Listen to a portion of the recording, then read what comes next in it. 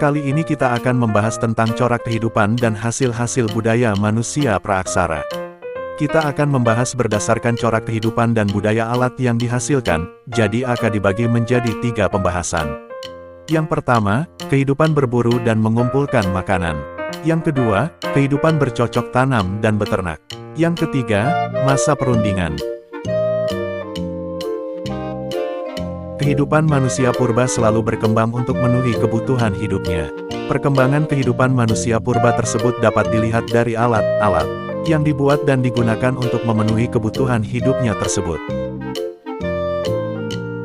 1. Kehidupan berburu dan mengumpulkan makanan. Corak kehidupan masa praaksara di Indonesia dengan cara berburu dan mengumpulkan makanan, food gathering, dibagi menjadi 2 masa, yaitu masa berburu dan mengumpulkan makanan tingkat sederhana serta berburu dan mengumpulkan makanan tingkat lanjut. Masa berburu dan mengumpulkan makanan tingkat sederhana adalah salah satu ciri masyarakat yang hidup pada zaman batu tua Paleolitikum. Mereka mulai tinggal di gua namun masih berpindah tempat jika bahan makanan mulai sulit didapat. Pada masa ini, peralatan hidup masih sederhana dan ambil dari alam. Bentuk alat tersebut masih kasar dan sederhana. Berasal dari batu, serpihan dan tulang hewan yang memiliki bentuk sesuai fungsinya. Beberapa alat tersebut diantaranya: kapak perimbas, kapak penetak, pahat genggam, alat serpi, peralatan dari tulang. Dengan demikian, kehidupan ekonomi sosial dan budaya pada masa berburu dan mengumpulkan makanan tingkat sederhana bergantung pada alam, tidak menetap, dan sudah membuat alat sederhana. Pada masa berburu tingkat lanjut atau Mesolitikum akhir, corak hidup yang berasal dari periode sebelumnya masih berpengaruh. Corak kehidupan pada zaman Mesolitikum akhir adalah mengumpulkan makanan dan menetap. Hidup dengan cara berburu dan mengumpulkan makanan masih dilanjutkan. Hal ini terbukti dari bentuk alat-alat yang digunakan, yakni dari batu, tulang, dan kulit kerang. Ciri utama kehidupan sosial manusia purba pada masa berburu dan mengumpulkan makanan adalah berpindah-pindah. Namun berbeda dengan masa sebelumnya, pola hidup masyarakat berburu dan meramu tingkat lanjut mulai timbul usaha untuk menetap di gua-gua alam. Akan tetapi, tempat tersebut suatu saat akan ditinggalkan apabila sekiranya tidak dapat mencukupi kehidupan sehari-harinya lagi. Salah satu contoh kehidupan budaya masyarakat pada masa berburu dan mengumpulkan makanan tingkat lanjut yaitu gambar tangan pada dinding gua. Berikut ini ciri-ciri kehidupan masa berburu dan meramu tingkat lanjut. Kehidupan sosial ekonomi. Pada masa berburu dan mengumpulkan makanan tingkat lanjut, masyarakatnya masih bergantung pada alam sekitar. Cara memperoleh makanan masih bersifat food gathering, yakni dengan mengumpulkan umbi-umbian, buah-buahan, keladi, daun-daunan, siput, kerang, serta berburu binatang di dalam hutan dan menangkap ikan. A. Keadaan lingkungan. Kehidupan manusia purba pada awalnya dengan cara menyesuaikan diri terhadap alam sekitar. Hal tersebut dilakukan guna mempertahankan hidupnya.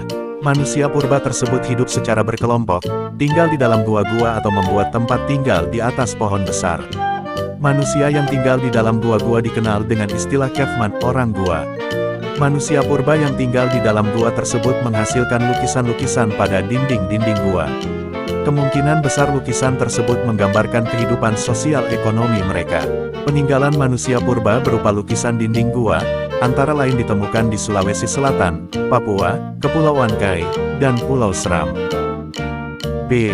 Budaya dan alat yang dihasilkan kehidupan manusia purba masa berburu dan mengumpulkan makanan dibagi menjadi 2 jenis kebudayaan, yaitu sebagai berikut.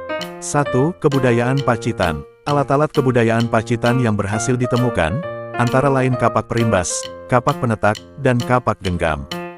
2. Kebudayaan Mundong. Alat-alat kebudayaan Mundong yang ditemukan meliputi flag, alat serpi, alat-alat dari tulang, dan sistem kepercayaan. 2. Kehidupan bercocok tanam dan beternak. Masa ini merupakan lanjutan dari masa food gathering. Kehidupan manusia purba pada masa bercocok tanam dan beternak disebut masa menghasilkan makanan atau yang lebih dikenal dengan istilah food producing. A. Budaya dan alat yang dihasilkan. Penemuan alat pada masa bercocok tanam dan beternak meliputi beliung persegi, kapak lonjong, mata panah, gerabah, dan perhiasan. 1. Beliung persegi. Beliung persegi digunakan dalam berbagai upacara tradisional pada masa itu. Penemuan beliung persegi banyak ditemukan di Sumatera, Jawa, Kalimantan, Sulawesi, Nusa Tenggara, Semenanjung Melayu, dan beberapa daerah di Asia Tenggara. 2. Kapak lonjong. Kapak lonjong pada umumnya terbuat dari batu kali yang berwarna kehitam-hitaman. Kapak ini dibuat dengan cara diasah hingga halus. Peninggalan kapak lonjong banyak ditemukan di daerah Maluku, Papua, Sulawesi Utara, Filipina, Taiwan, dan Cina. 3. Mata panah. Mata panah dibuat bergerigi dan terbuat dari tulang.